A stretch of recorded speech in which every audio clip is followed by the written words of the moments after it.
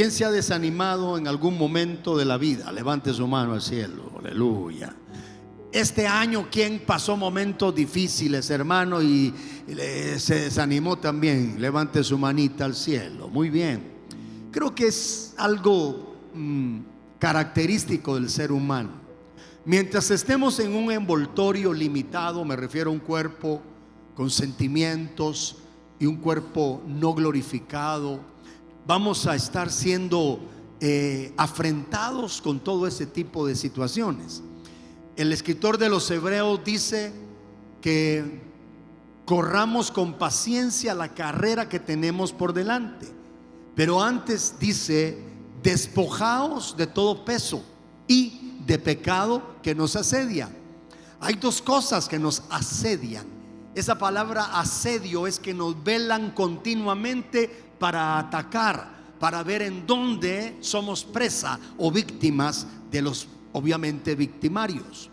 Entonces, ese asedio puede venir por dardos directamente satánicos que vienen a cargarnos recordando el pasado. Por ejemplo, hay cargas que a veces llevamos de más, recuerdos del ayer tristes. No hemos olvidado, con todo respeto, a un difunto pariente, nos hace sufrir. Y si a eso le suma a usted el desprender que hemos hablado, que para estas épocas deambulan espíritus de soledad, de tristeza, de inmoralidad, espíritus inmundos, hermano, que son desatados para esta temporada y traen melancolía. La gente está rodeada de sus seres queridos y se siente solo. La gente está en ambientes festivos y se siente triste. Pero es porque es la influencia de la época. Ya hablamos de los espíritus cíclicos. También la famosa compras compulsivas, ¿verdad? Todo eso tiene que ver con la temporada. Y eso está asediando y carga. Por eso el escritor de los Hebreos dice que nos despojemos de todo peso.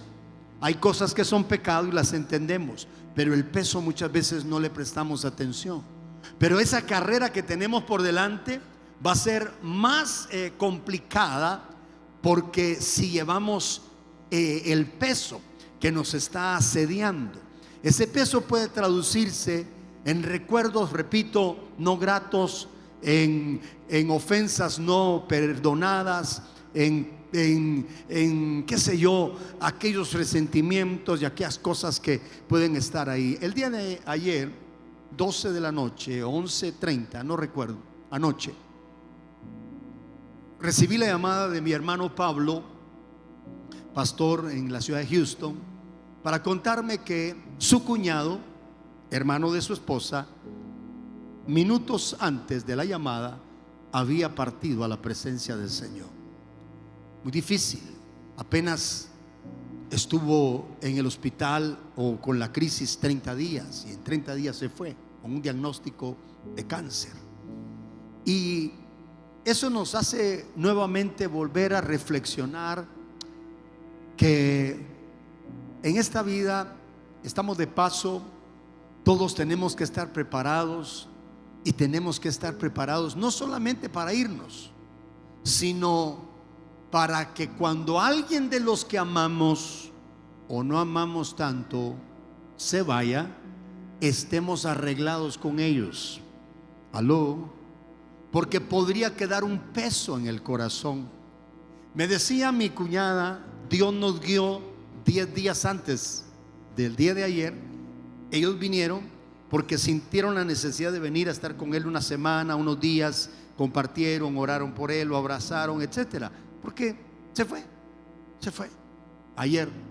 Entonces, el peso muchas veces es aquellas interrogantes. Y si hubiera hecho, y si a lo mejor hubiera tomado esa decisión, y ese hubiera, mire, ese hubiera ya no está. Lo único que hace ese término hubiera es mortificarnos de algo que no podemos revivir. Recuerdo cuando papá entró al hospital y al otro día yo tuve que cambiarlo de un hospital a otro, y una semana nada más estuvo, y luego papá marchó. y lo enterramos solo 3 personas en ese tiempo de pandemia, muy duro. Perdone que esté recordando estas cosas, pero quiero ilustrarlo porque hay cosas que nos pueden cargar si no las aprendemos a soltar. Y cuando yo sé que ya no es un peso en mi alma, cuando lo recuerdo sin dolor, cuando yo sé que estoy sano de una ofensa que alguien me hizo, cuando llega el momento de recordarlo y ya no me lastima.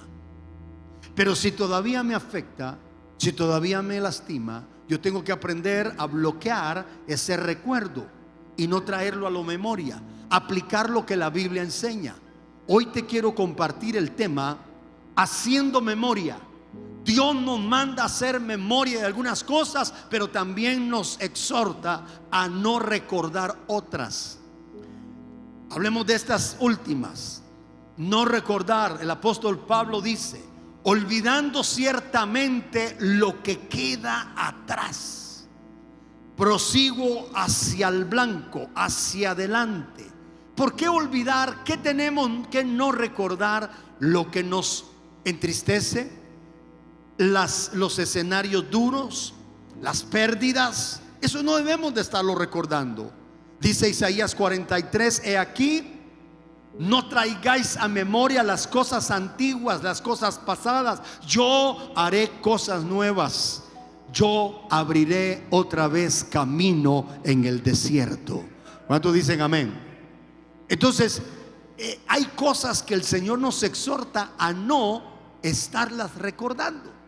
¿Por qué? Porque nos van a lastimar, repito, porque nos van a hacer recordar o revivir un escenario, y surgen: y si hubiera hecho, y si hubiera hecho.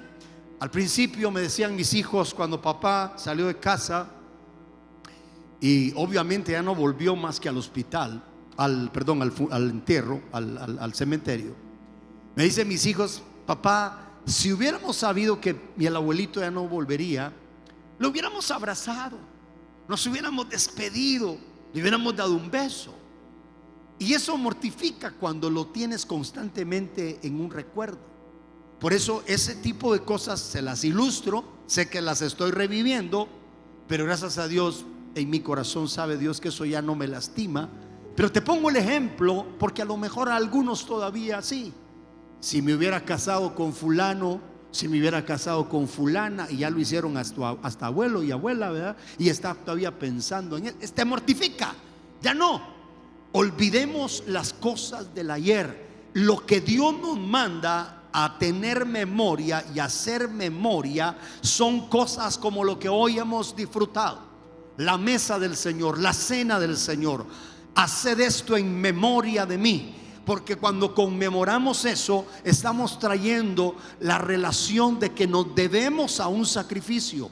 El Señor, cuando sacó a Israel de Egipto, en más de una ocasión en Deuteronomio, el Pentateuco, hay varios pasajes que el Señor le dice a Israel: acuérdate cuando vayas por el camino que fuisteis esclavos en la tierra de servidumbre. Acuérdate de no olvidar de dónde te saqué. ¿Por qué se lo recordaba? Porque Dios lo llevaba a la abundancia, a una tierra que fluye leche y miel. Y el problema de olvidarnos cuán misericordioso ha sido Dios, cómo nos ha sacado, de cuánta nos ha librado. El problema es que cuando llegamos a la bonanza, hablábamos la ocasión anterior, a la abundancia, nuestro corazón se puede engreír, se puede volver mal agradecido. Pregunto yo, todavía sinceramente, ¿tienes oraciones que no han sido respondidas? Yo tengo. No me voy a frustrar porque Dios no me responde. Voy a mantenerme firme. ¿Por qué no ocurre? Porque no es en mi tiempo, es en el tiempo de Dios. Mi responsabilidad es mantener viva la fe y la esperanza en Dios. No debemos de perder nuestra fe, nuestra confianza en Dios. Entonces, cosas que debemos de traer a memoria: no olvidarnos que fue el Señor quien nos ha asistido todo ese tiempo. Y uno de los escenarios clásicos que quiero recordar contigo, el Salmo 103. El Salmo 103 es uno de los escenarios. De ahí nos vamos a ir al primer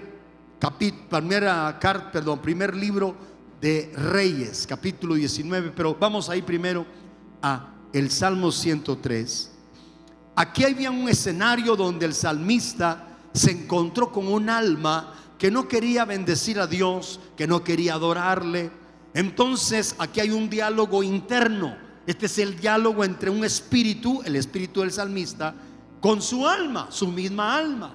Y entonces lo que hace es decirle: bendice alma mía a Jehová, verso 1, bendiga todo mi ser su santo nombre. Bendice alma mía a Jehová y no olvides ninguno de sus beneficios. ¿Qué cosas tenemos que traer a memoria? Todos los beneficios. ¿Alguien ha recibido beneficios del Señor? Esas cosas las tienes que recordar. Esas cosas las tienes que tener presente. Que si lo hizo ayer y te socorrió, te vas a socorrer ahora, y sin duda te va a socorrer mañana. Aquí encontramos al salmista diciendo en la lista: no olviden ninguno de sus beneficios. Él es quien perdona todas tus iniquidades. Una persona que no ha sido perdonada o no se siente perdonada, se siente indigna, se siente descalificada, perdió el gozo de la salvación, se siente relegada, aún quizás marginada, porque el pecado lo aleja. Pero cuando ha llegado el perdón, cuando ha llegado la gracia y la sangre salvadora y limpiadora, que viene y no solo cubre, sino que remueve, quita el pecado de nuestra vida, viene otra vez el gozo de la salvación. ¿Cuántos han disfrutado de eso? Entonces al alma, a nuestra vida, hay que recordar que Él ha sido quien nos ha perdonado todos nuestros pecados. Y Él, es más, nunca se acuerda de lo que ya te perdonó, todos esos pecados. Ahora dice: el que sana todas tus dolencias. ¿Alguien ha sido sanado? A lo menos en su alma o en su cuerpo. Hermano, ha sanado esas heridas el Señor. Tienes que recordarlas. Y da algo más, dice: el que rescata del hoyo tu vida.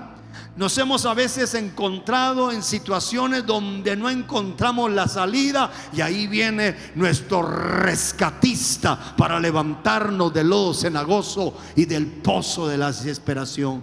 No encontrábamos para dónde ir, pero una puerta abrió y ahí salimos en victoria. ¿Alguien dice amén? Y luego le dice: el que te corona de favores y de misericordias. Las coronas las llevan los reyes. Las coronas son distintivos de alguien que ha triunfado. Y las coronas el Señor las otorga con favores. Diga conmigo: favores. Dice: no son recompensas, son favores. Cuando usted hace un favor, no necesariamente está esperando que se lo paguen, porque eso no sería entonces un favor. Está brindando un servicio remunerado y está esperando que le recompensen. Pero cuando Dios hace un favor, no espera nada a cambio. Esa es gracia. La gracia es un favor. ¿Qué hicimos nosotros para ser salvos? Nada. Entonces nos dieron el favor de la gracia divina. Denle un aplauso a la gracia, al favor inmerecido. No merecíamos, pero nos lo dieron, un favor. Y Él nos corona de favores y de misericordias. Sacia de bien tu boca. Hay una traducción que dice: el que te rodea de bienes, el que te abastece. Cuando Dios te bendice, te prospera, te incrementa el negocio, te incrementa en el trabajo. Por ahí lograste comprar un auto bonito. A algunos les va a dar envidia, te dije la vez pasada. Algunos se van a alegrar contigo y se van a gozar. A otros se les va a retorcer el colon. Pero no importa lo que pase, ¿qué culpa tienes si Él es el que corona de favores y de misericordias, y el que te rodea de su bendición, y que sacia de bien tu boca, de modo que te rejuvenezcas como el águila? Jehová el que hace justicia y derecho a los que padecen violencia. Un profeta del capítulo 19, rápidamente voy a meditar en él, nos ilustra tanto lo que Dios permitió que viviera este profeta, porque es uno de los profetas más destacados en la Biblia. Uno de los profetas conocido como el profeta de fuego. Un profeta que el Señor habla que antes de que el Señor se manifieste enviará el espíritu de ese profeta, las características de ese profeta. Vendrá en el poder y el espíritu de Elías. Hará volver el corazón de los padres a los hijos y de los hijos a los padres. Un profeta que fue tan distinguido por Dios que en la aparición en el monte Tabor, en la transfiguración, donde vieron la gloria del Señor los discípulos, apareció Moisés, pero apareció ese profeta también, Elías. Un hombre que hizo tremendas hazañas en el capítulo 18 del primer libro de Reyes.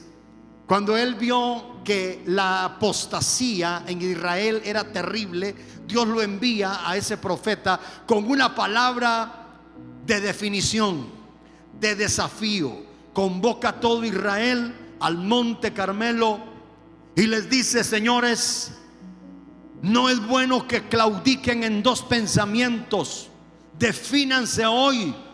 Si creen que el Baal es Dios, bien.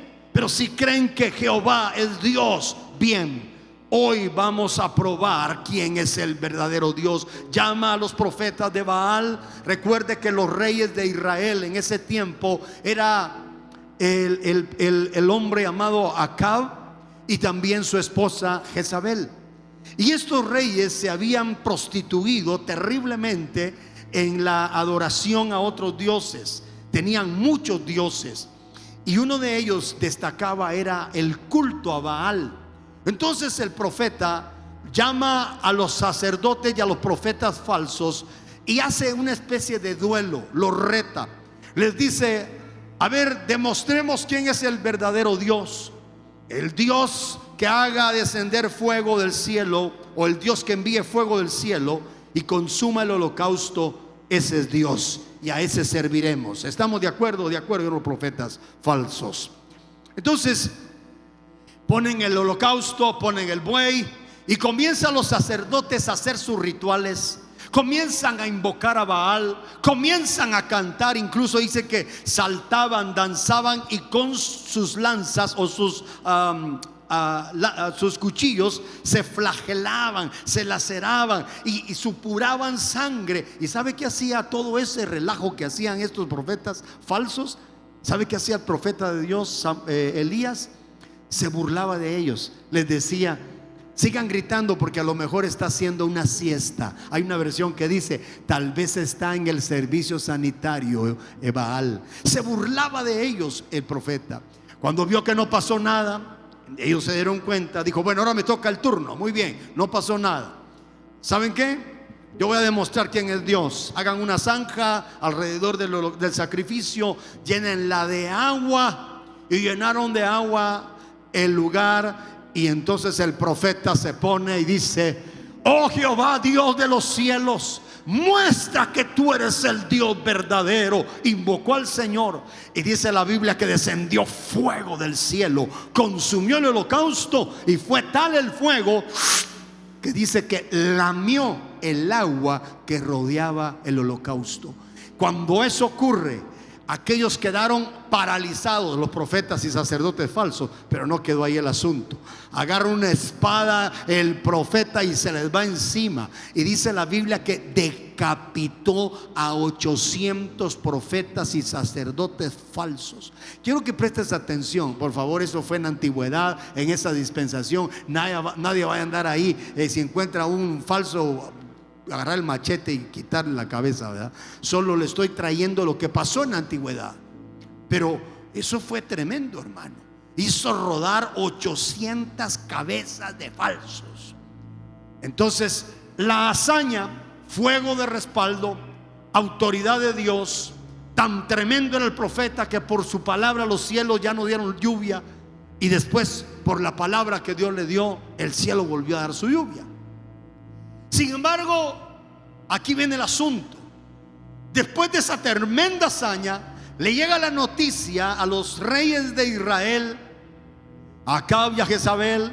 Y cuando Jezabel escucha lo que habían hecho con sus sacerdotes, dijo ella: así me hagan mis dioses y aún me añadan, si mañana yo no pongo a ese profeta como uno de los profetas de Baal. Y dice que le llegó la noticia al profeta Elías. ¿Y qué hizo Elías? Ay, hermano, aquí voy.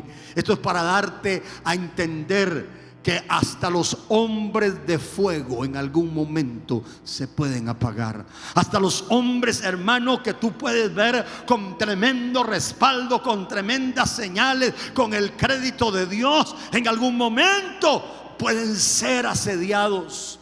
¿Cuántos han sido en algún momento asediados por todo ese peso? Hermano, hemos sido asediados. Han querido hacer menguar nuestra fe. Circunstancias, ataques directos, frontales. Han venido dardos encendidos del maligno. Algunas veces, hermano, en el punto de quiebre, hombres como Pedro se quebraron.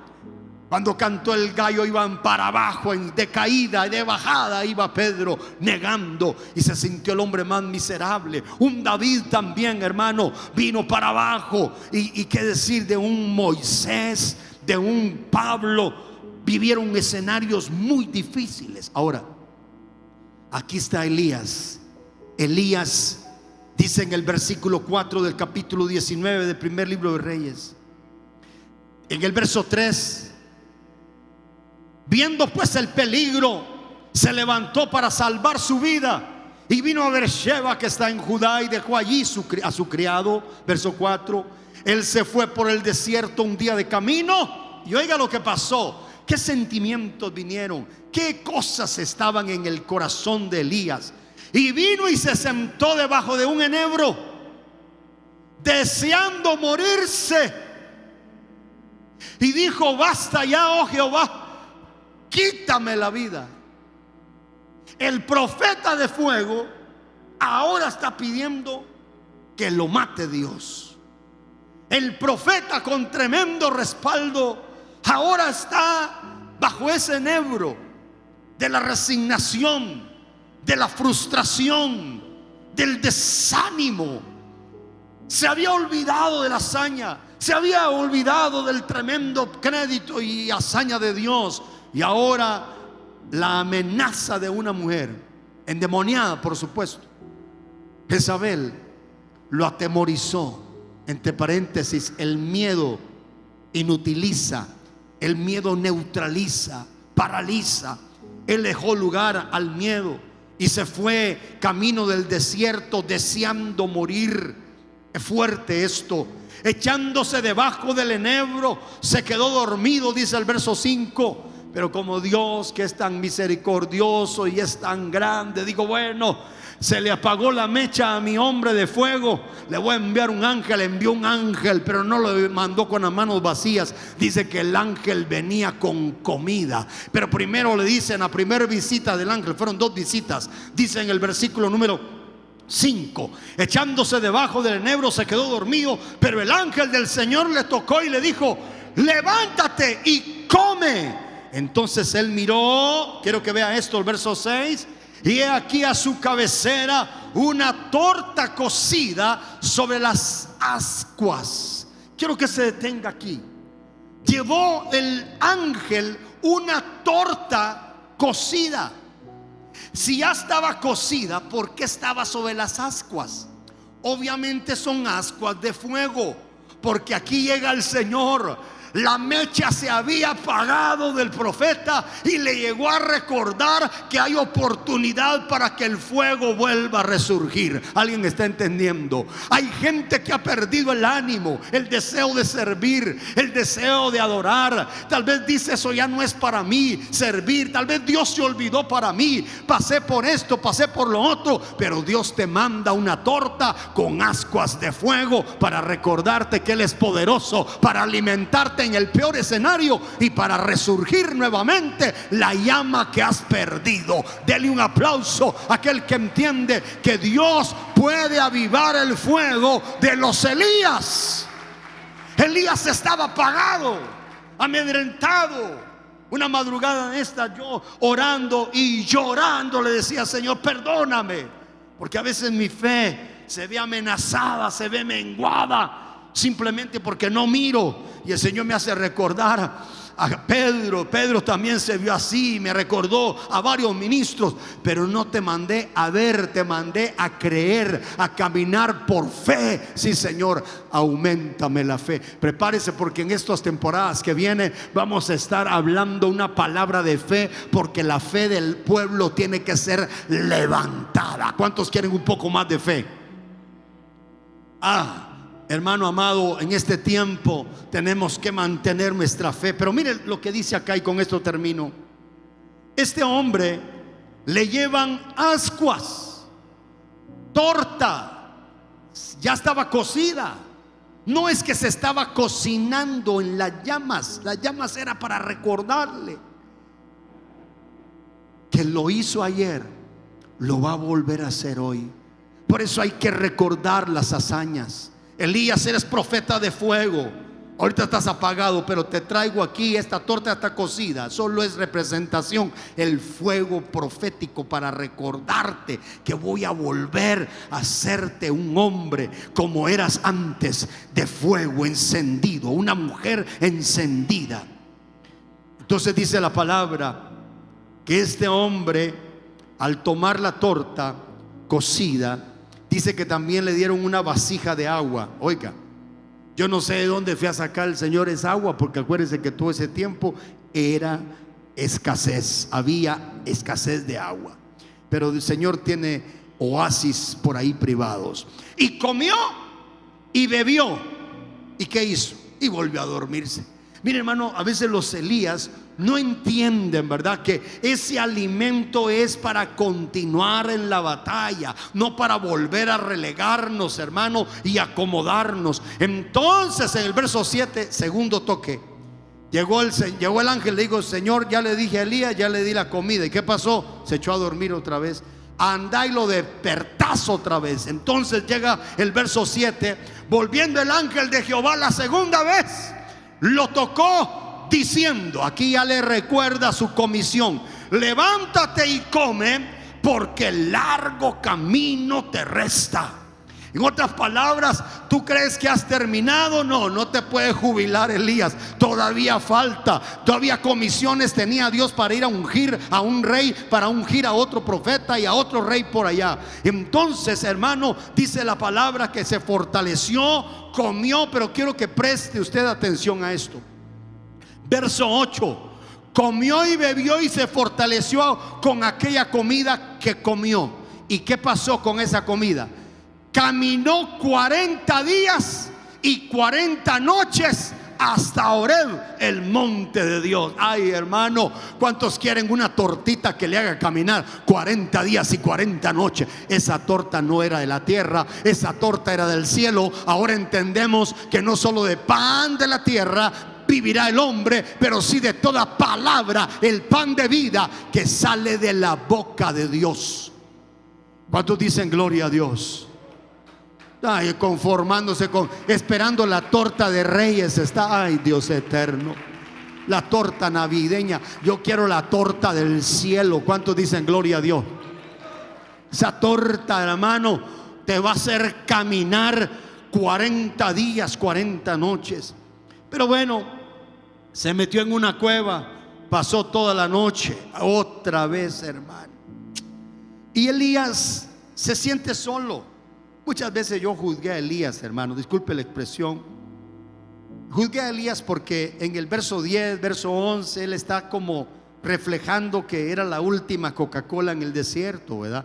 Porque él decía: solo yo he quedado, me buscan para matarme, Señor, como diciendo: si a mí me matan, ¿qué será de ti? No te quedarás sin profetas. Pero el Señor tenía 7,000 que no habían doblado sus rodillas ante Baales. Pero eso no lo sabía Elías. Elías se sintió solo. Entonces aquí voy. Hay momentos en que los hombres y las mujeres de Dios se pueden sentir solos.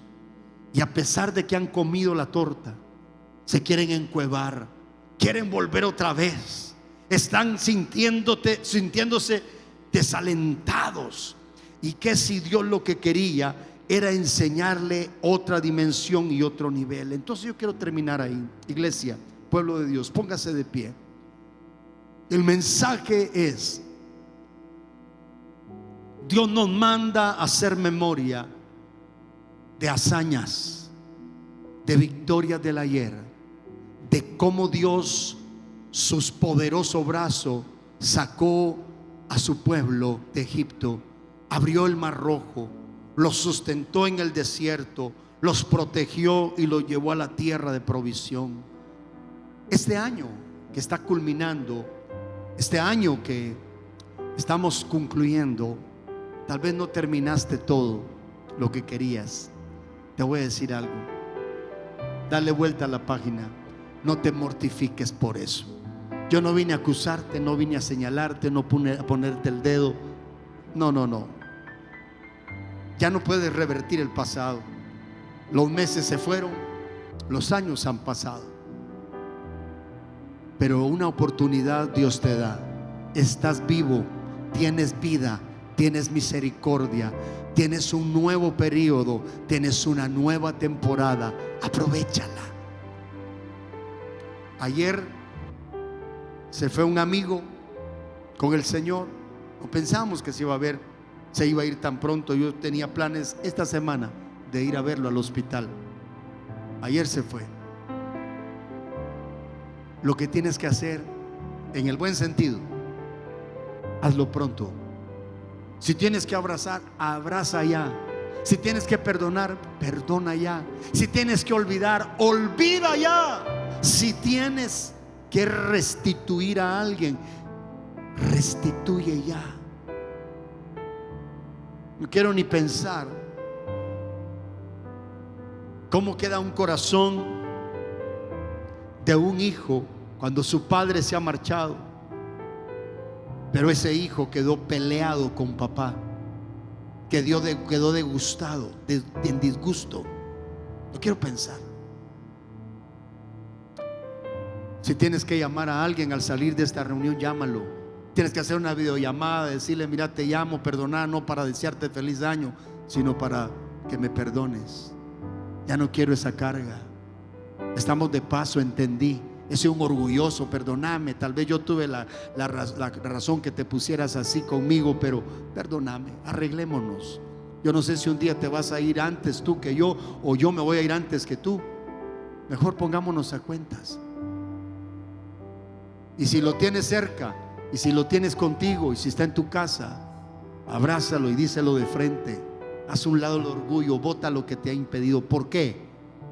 Porque podría quedarse como un peso que te va a asediar. Dios no quiere que cargues con ese peso. Levante sus manos al cielo, vamos a orar. El desierto llegó,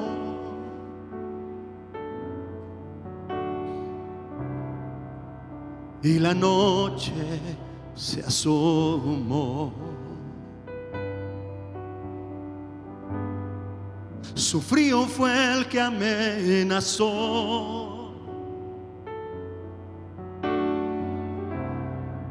con apagar mi canción. Pero siempre, siempre, siempre, pero siempre estuvo allí su amor y provisión, su amor y provisión. Estuve a punto de morir, estuve a punto de morir, pero Él me hizo vivir, pero Él me hizo vivir. Dios ha sido bueno, Dios ha sido bueno, Dios ha sido bueno en gran manera, y no sé cómo expresar. Dios ha sido bueno, Dios ha sido bueno, Dios ha sido bueno.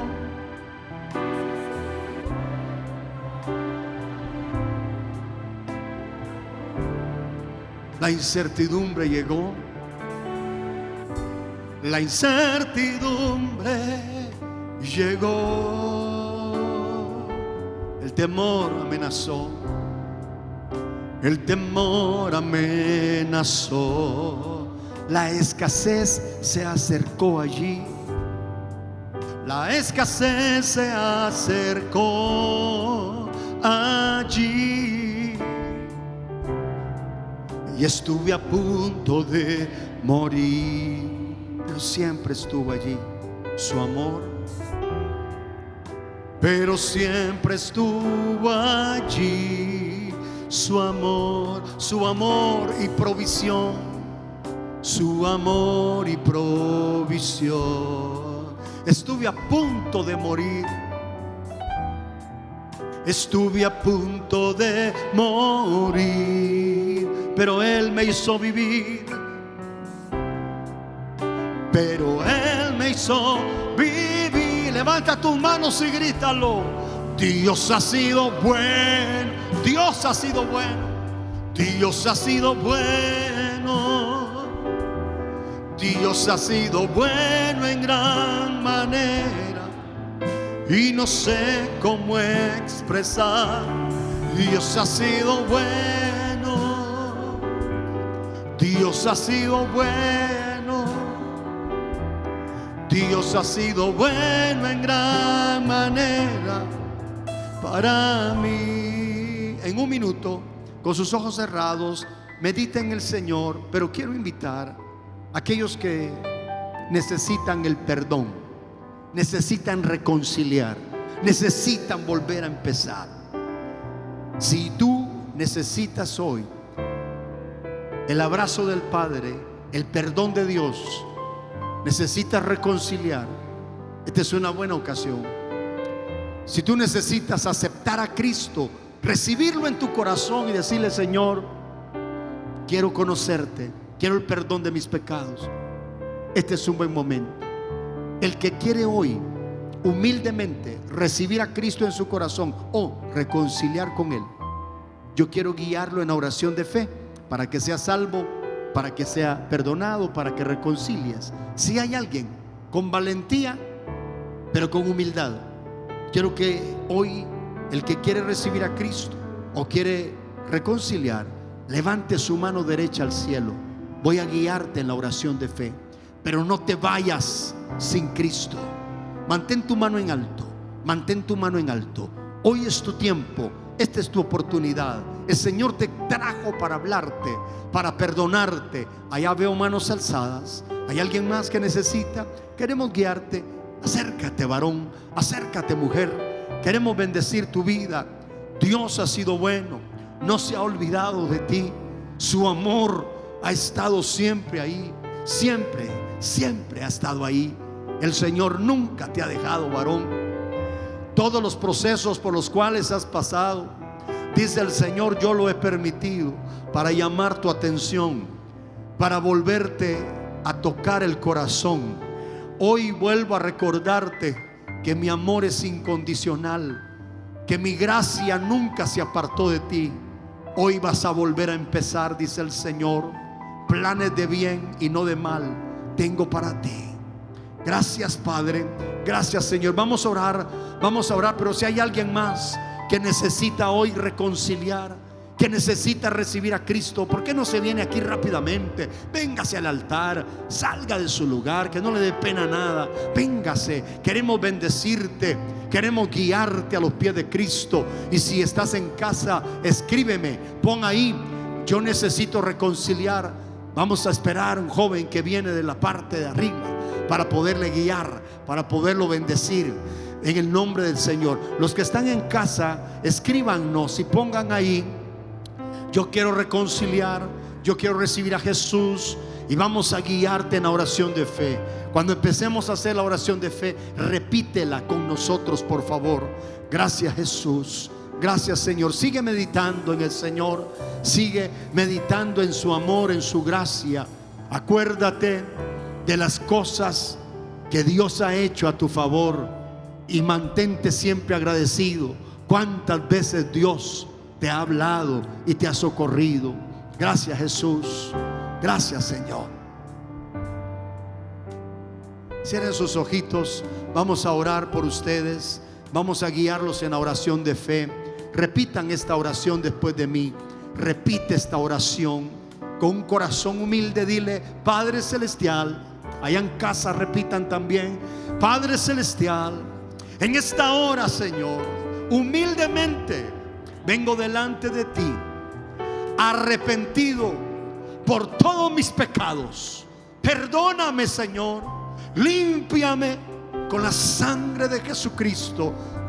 Yo creo en mi corazón y confieso con mi boca que Jesucristo es el Señor. Padre, hoy reconcilio contigo. Por favor, Señor, hazlo tú conmigo. Dilo: hoy reconcilio contigo. Que nunca más mi vida se aparte de tus caminos. Ayúdame. Escribe mi nombre en el libro de la vida del Cordero y no permitas que sea borrado. Recibo tu amor. Díselo: recibo tu perdón. Así como el Padre abrazó al pródigo, hoy el Señor te abraza. Recibe el perdón en el nombre de Jesús. Gracias, Padre. Gracias, Señor. Gracias porque lo has guardado de la misma muerte. Gracias porque lo has librado, Señor. Gracias, Señor, porque le has dado oportunidad. Dios te está dando una gran oportunidad de vida. Te ha librado de la muerte una y otra vez, y hoy te vuelve a extender su amor. Disfrútalo, aprovechalo, persevera. Te bendigo en el nombre de Jesús. Gracias, Padre. Gracias, Jesús. Recibe el amor. Recibe el amor de tu Padre Celestial. Esa confianza, esa esperanza, Padre, que permanezcan para siempre en el nombre de Jesús. Iglesia, levante sus manos al cielo, repite estas palabras y con eso cerramos una oración corporativa, pero grítelo, por favor: Padre Celestial, ayúdame, Dios, a olvidar lo que me atormenta y a recordar mis victorias, las que tú me has dado, a volver a ver el fuego, a volver a apasionarme por ti. Restáurame. Ayúdame, Señor, en mi fe. Quiero permanecer y perseverar hasta el fin, todos los días de mi vida, en el nombre de Jesús. Gracias, Padre, en Cristo Jesús. Amén, amén y amén. Le damos aplauso al Señor. Conéctate con las buenas noticias. Conéctate con la palabra de Dios. Conéctate con la iglesia. Conéctate en la alabanza y adoración. Conéctate a un contenido con propósito. Desconéctate de todo y conéctate con Dios.